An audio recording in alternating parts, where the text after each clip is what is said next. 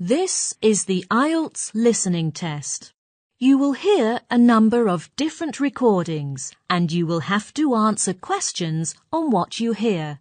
There will be time for you to read the instructions and questions and you will have a chance to check your work.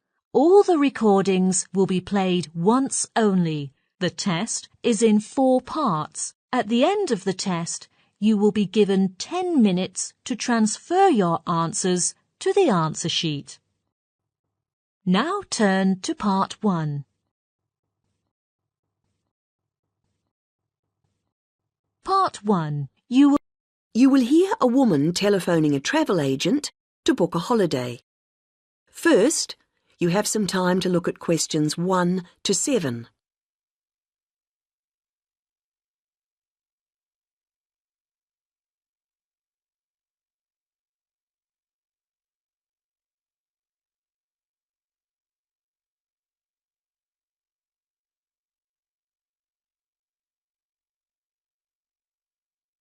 You should answer the questions as you listen, because you will not hear the recording a second time.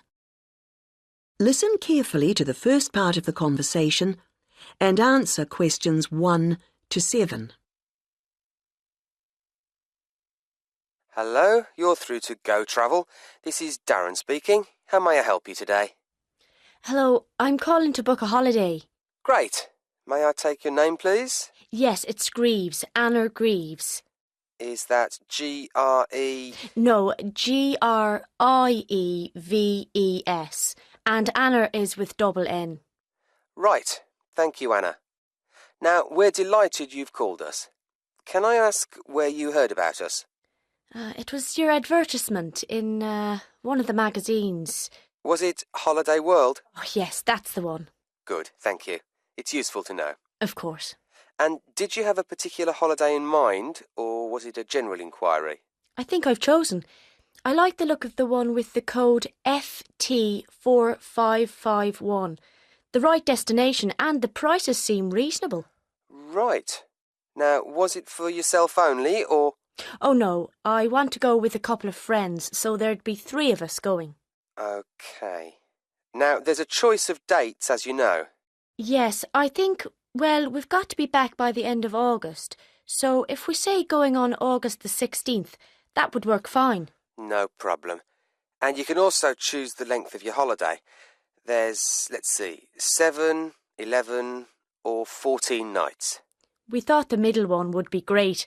Longer would be nice, of course, but... Maybe next year. Yes. And you do need to have insurance. Uh-huh. With 3 levels, Standard, Super and Super Plus. Standard seems a bit basic. Let's say Super. That should be sufficient. Fine. Before you hear the rest of the conversation, you have some time to look at questions 8 to 10.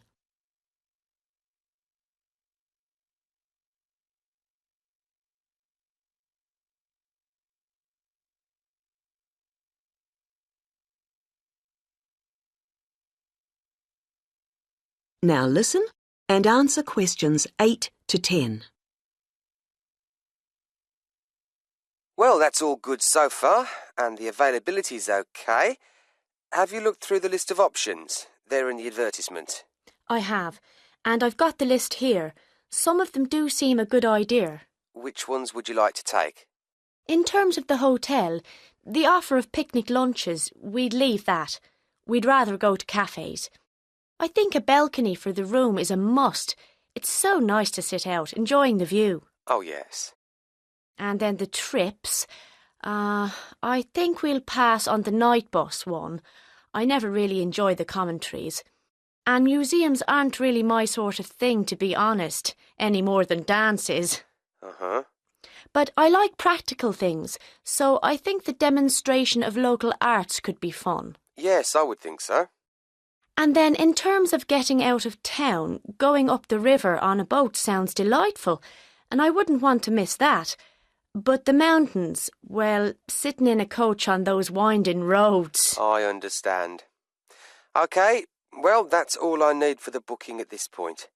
Just a few details for you, and then we'll check the payment. That is the end of Part 1. You now have 1 minute to check your answers to Part 1.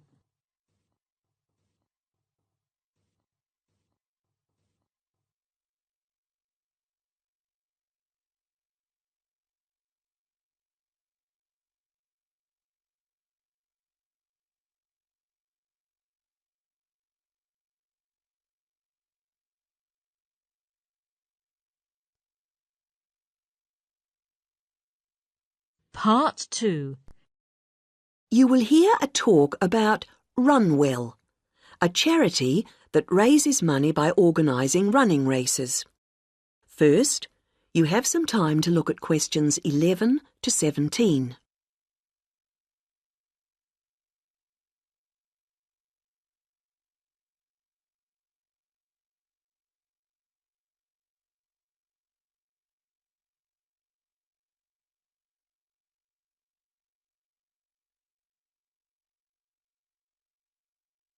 Now listen to the first part of the talk and answer questions 11 to 17. I'm very pleased to have this opportunity to tell you something about the Runwell charity and the work we do. I'll give a brief overview of what we do, and I hope you may be able to help, and then there'll be time for questions at the end. Runwell's founder, Mike Hughes, took up long-distance running in 1987, raising money by doing sponsored half marathons, and in 1992 established the charity as we know it today. By 1997, the runs were being filmed by local TV, and today they appear on national TV every year. All the funds collected by Runwell go to the hospital, with the idea that those fit enough to run use their energy to assist the provision of people who are unwell for whatever reason. Now, if you want to race, and I assume that's why many of you are here, let me explain a couple of the basics. Races are run by teams, so you need to form and register a team. What you wear to run in is up to you, and I know some teams come up with some pretty wacky ideas. We have a standard design for your numbers, which we ask you to reproduce. So you make them up according to that standard. We don't want to spend valuable funds on doing that ourselves. Now, the race is run as a kind of relay, so while you won't actually compete side by side, we do recommend that you train as a group.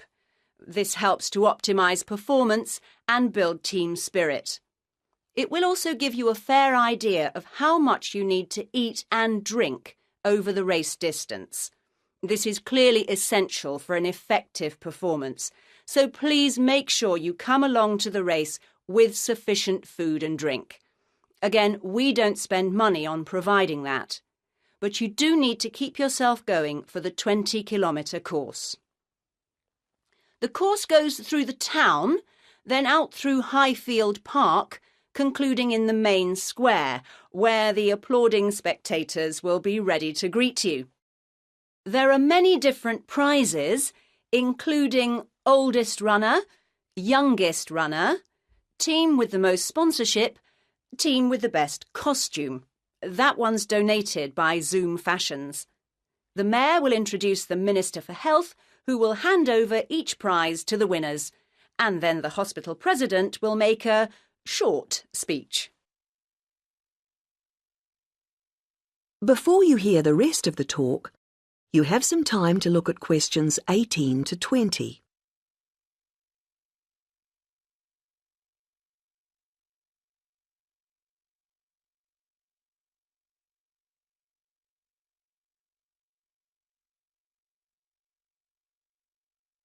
Now listen and answer questions 18 to 20.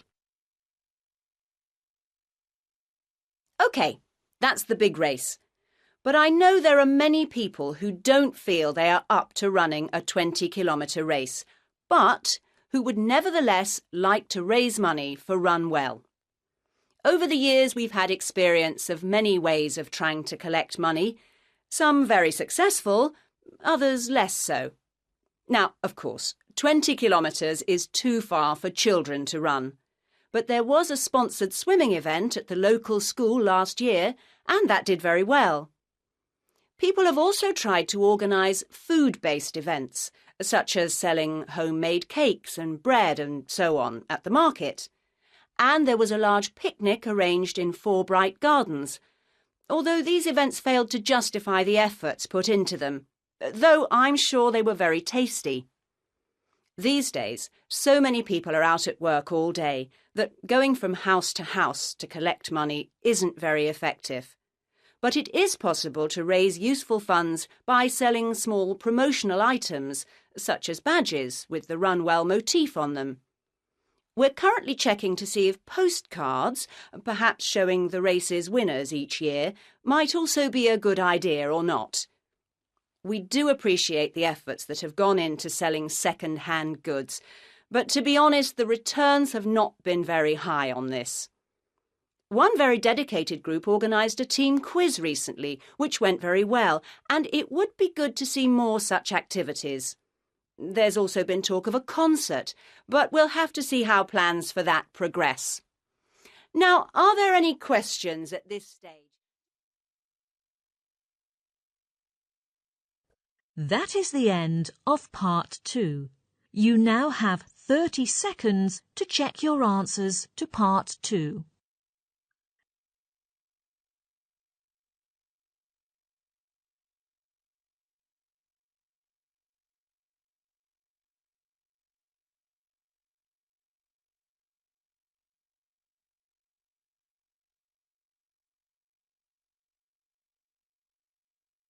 Part 3. You will hear 3 linguistics students, Joe, Martin and Angela, discussing the presentation that Joe is giving soon as part of his course. First, you have some time to look at questions 21 to 26.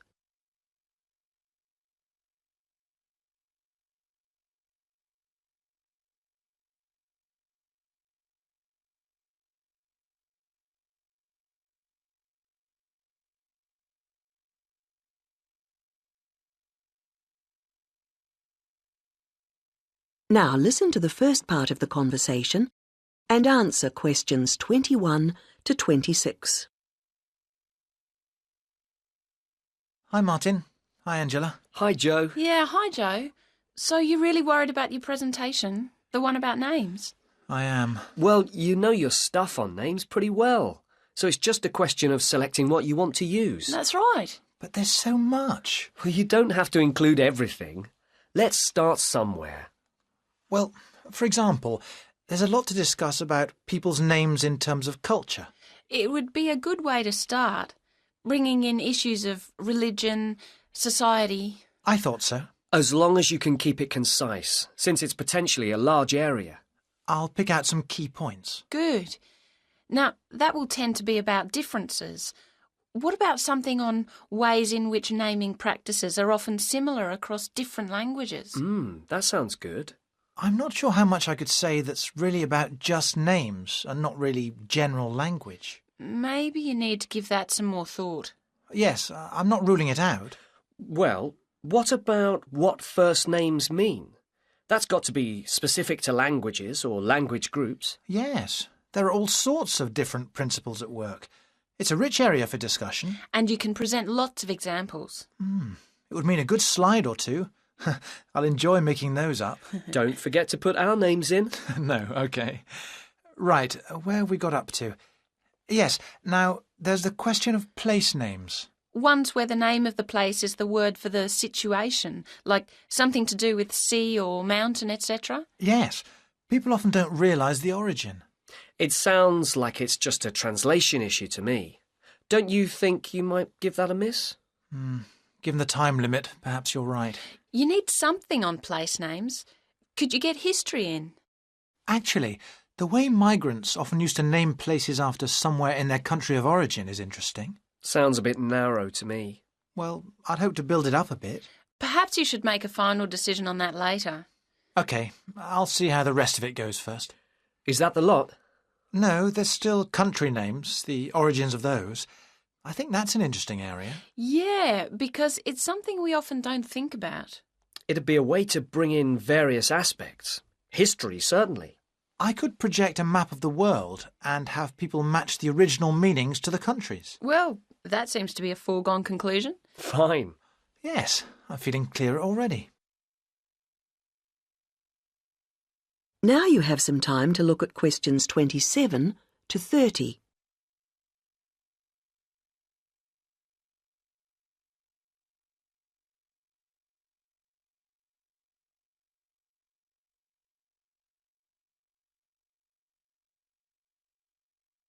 Now listen to the rest of the conversation and answer questions 27 to 30. You know, there's another aspect that I think I'll cover. Yes? Brand names. Isn't that more to do with business studies? Well, international companies are finding it increasingly important to have brand names that can be used in many different countries. Oh, so they can advertise the same product everywhere? Yes, and it seems that brand names are very special in our brains. How so? Well, there was a research study recently, carried out on a group of about 50 students. They showed them 108 words, and the students had to say whether they recognised them as real words or not.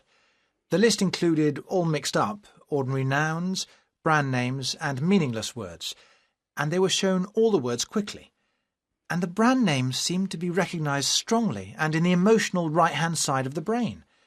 It was interesting that the brand names were recognised more readily if they were displayed in capital letters rather than lowercase, something which doesn't apply to normal words. How strange. What else did the researchers find out? Of course, it's a relatively small study, but they suspect that other visual features are at play, and so that, for example, colour has a major effect in helping us to store brand names in a special way in our brains. I suppose that's logical. But what do they mean by a special way? I'm not saying I understood everything about this study, Of course not. but they seem to be saying that the power of brand names is that they conjure up a range of associations inside our brains, more so than ordinary words or names do. I guess this is great news for international companies. Potentially, certainly, though exactly what they do... That is the end of part 3. You now have 30 seconds to check your answers to part 3.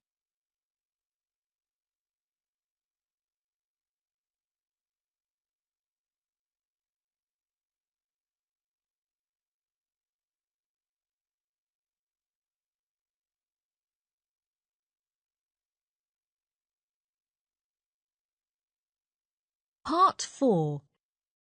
You will hear part of a lecture about balloons and airships.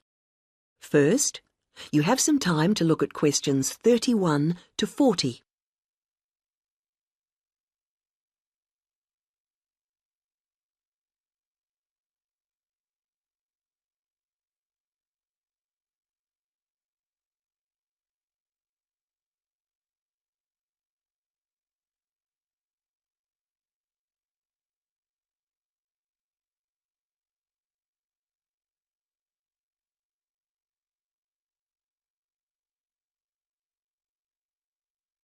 Now listen to the lecture and answer questions 31 to 40. Now, balloons and airships are worth consideration because, while on the one hand they represent humans' first successes at air flight, after centuries of less than successful theory and experimentation, they also, on the other hand, continue to be used today.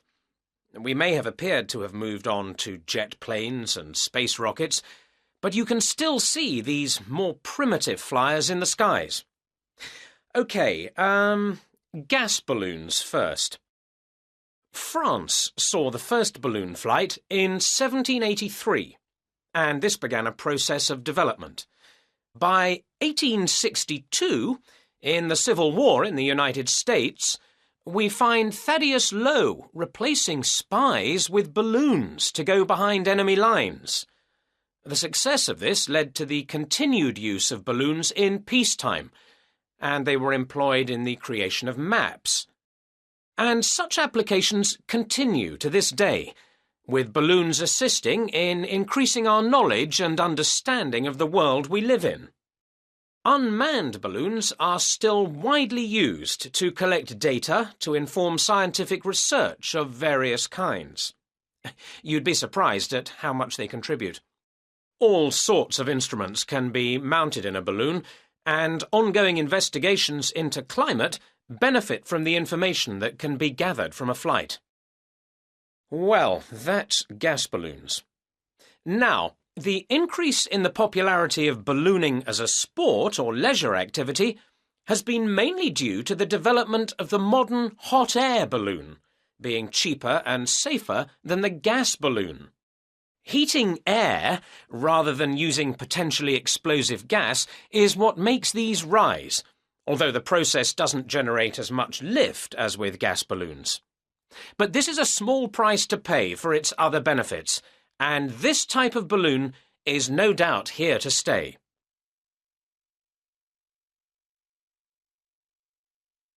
Airships are also fairly old in their origins. The idea for a balloon that could be powered and steered was first published in France in 1784, although 1852 was the date of the first successful airship flight. The first airships, like the first aircraft, didn't provide any weather protection for their crew, so it must have been rather uncomfortable up there. But designs continued to develop in sophistication. It was realised that the ships would drift about if they weren't strengthened, and that to work effectively, they would have to have a framework. Once designs started incorporating this, flights became longer and more reliable. Airships were deployed for various uses in the First World War, and once peace returned, designers began to turn their attention to ambitious plans for regular intercontinental flights. However, in the 1930s, this program more or less came to an end. For one thing, the speed and popularity of airliners meant that the airship appeared superseded. They just couldn't compete. And as if that weren't enough in itself, another factor in the decline of the airship was an alarming number of crashes, and this, of course, put people off. Nevertheless, several countries have continued to build smaller airships for various uses, such as naval observation or publicity purposes. In fact, their popularity seems set for a slight revival, and in the past few years there has been renewed attention paid to the possibility of using them to transport cargo. Who knows? Maybe the 21st century will be the age of the airship. Now, if you look at your handouts, you'll see that I've included some information. That is the end of Part 4. You now have 1 minute to check your answers to Part 4.